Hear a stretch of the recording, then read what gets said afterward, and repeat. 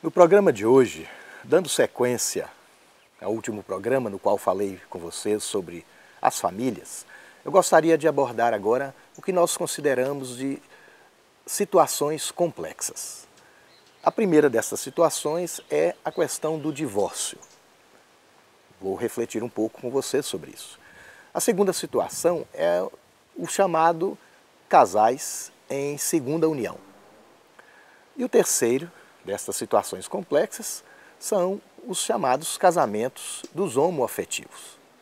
Tema bastante complexo, difícil de ser tratado, porque ainda vem envolvido de muitos preconceitos, bem como o primeiro tema que eu quero tratar, o divórcio.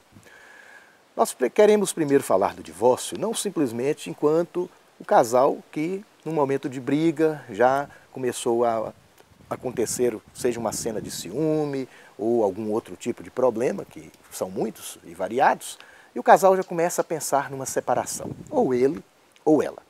Mas nós precisamos primeiro, como eu já disse várias vezes, de contextualizar, de situar bem a problemática dos casais que estão sempre vivenciando desafios gritantes e que passam a pensar no problema do divórcio.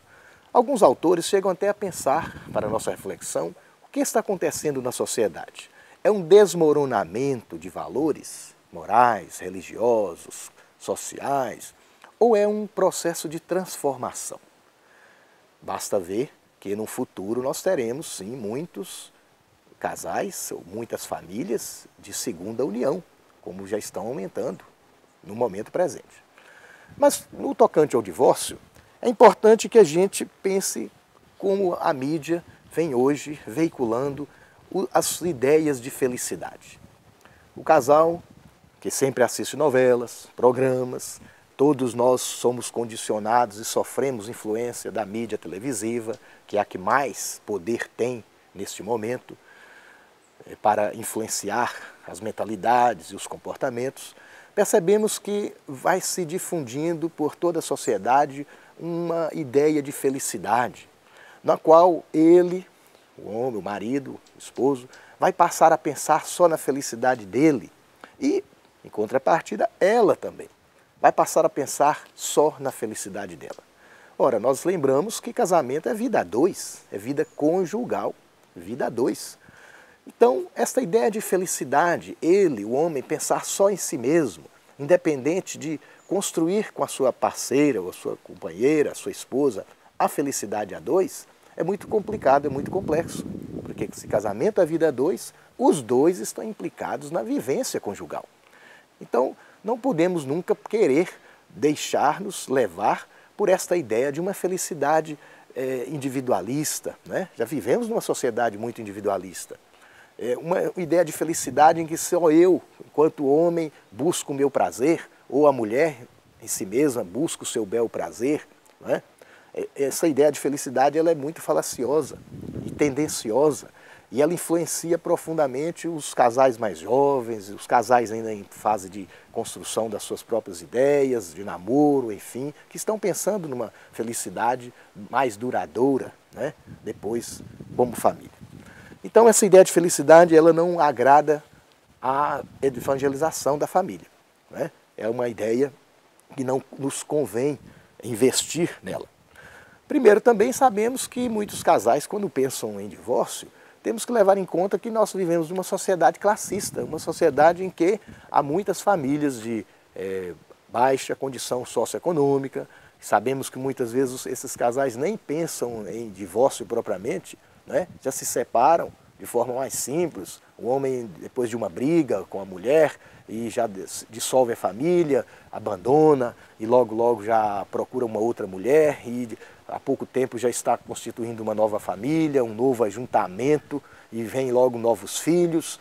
Então, e nem pensa numa separação judicial, se é que houve um casamento, né, civil anteriormente. Então o problema do divórcio não pode ser refletido apenas para as famílias de classe média e classe média alta. Né? Nós vivemos numa sociedade em que grande parcela da nossa população é de famílias mais pobres, famílias populares. E que muitas vezes se separam também diante dos desafios da educação dos filhos ou da problemática das brigas. Sabemos como que o álcool atrapalha muito, né, a vida familiar e a vida conjugal. Então, o divórcio é um tema intrigante, é um tema que tem que ser muito debatido, né? E volto aqui a afirmar que a pastoral familiar ela é um verdadeiro e importante instrumento para ajudar os casais em seus momentos difíceis, seus momentos de crise conjugal. A segunda situação complexa que estamos tratando, chamada de casais em segunda união. Falei ainda há pouco que muitos casais se divorciaram e, diante de uma situação de solidão, diante de uma situação também socioeconômica, de como levar em frente a sua vida, como sustentar o próprio lar, e muitas vezes já tem filhos, e aí percebemos que muitos casais estão pensando em realizar uma segunda união. E buscam isso, até pela internet, como temos visto. E aí chegam a realizar uma segunda união matrimonial. Casam-se novamente no civil, nem sempre é possível no religioso, e recomeçam a sua vida matrimonial. Muito bem, mas primeiro podemos ver que esses casais não estão isentos de desafios, e muitos desafios, como todas as famílias estão enfrentando. E esses desafios começam pela própria vivência conjugal, a vida a dois, como já falamos várias vezes. Viver a dois não é tão fácil, né? Implica maturidade afetiva, maturidade espiritual e, sobretudo, uma maturidade moral, isto é, uma maturidade na vivência dos valores, né? Dos chamados antigamente dos bons costumes, na vivência de uma fé, e esse desafio continua sendo forte para mesmo os casais em segunda união. Hoje, alguns autores falam que está existindo uma verdadeira esquizofrenia entre religião e moral, né? Esquizofrenia significa uma separação.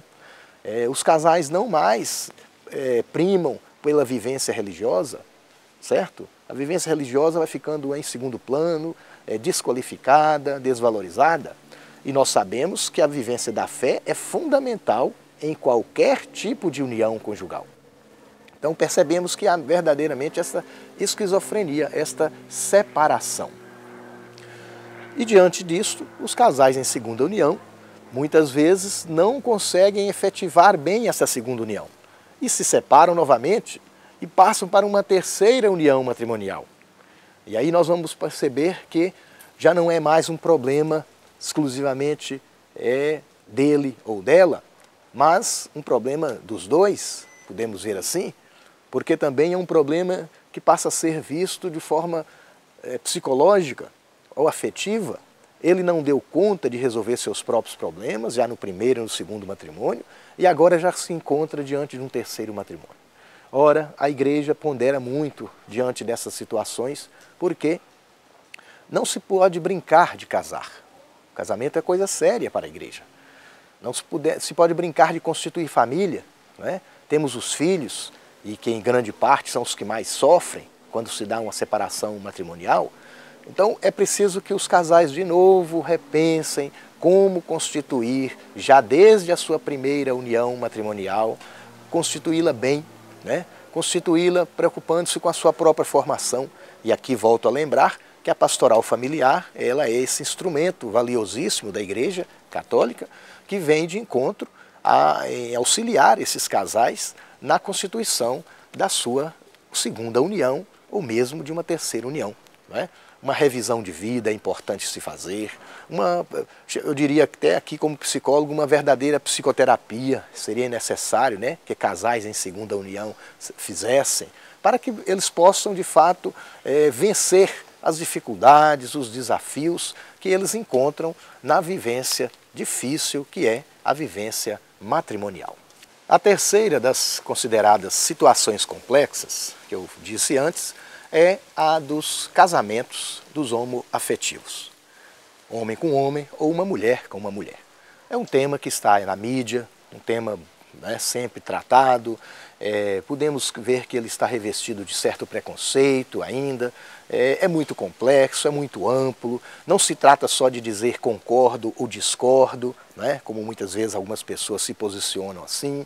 Não, a igreja ela está ponderando nesse momento, com cautela, esse tema que é novo, podemos dizer, um fenômeno novo, e como é um fenômeno, todo fenômeno tem que ser analisado dentro de um contexto social.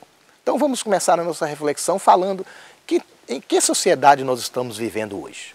Ora, nós vivemos numa sociedade que desde os anos 60 realizou-se e vem realizando a chamada revolução da sexualidade, em que muitas coisas que se fazia antes às escuras, hoje se faz às claras.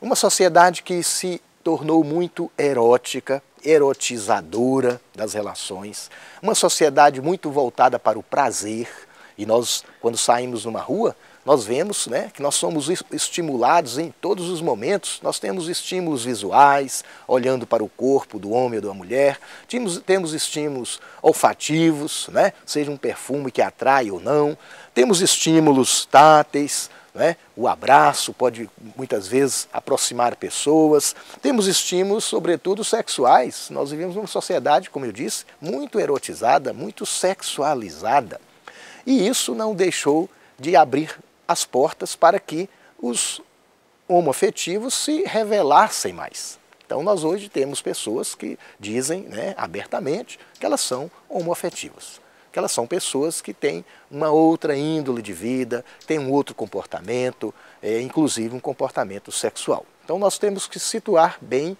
este fenômeno dentro dessa sociedade na qual nós estamos vivendo. Falei também que nós estamos vivendo uma esquizofrenia entre religião e moral. Disse que muitas pessoas já não têm mais uma vivência religiosa, né? E, consequentemente, a sua vivência moral está também atravessada por uma crise de valores, como toda a sociedade vem enfrentando isso.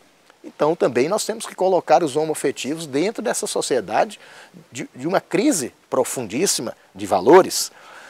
Além do mais, sabemos que cresceu muito, né, as demandas, os interesses na defesa dos direitos humanos.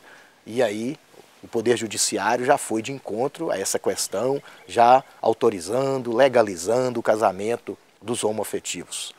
Como eu disse, é um fenômeno da nossa sociedade, mas um fenômeno que podemos retroagir desde a antiguidade clássica, né? Já haviam homoafetivos, mas como na sociedade moderna, contemporânea, né, pós-moderna, como estamos vivendo, é um fenômeno altamente visto como novo, emergente, e por isso mesmo nós ainda não temos muitos princípios, né, orientadores de como tratar bem estas questões.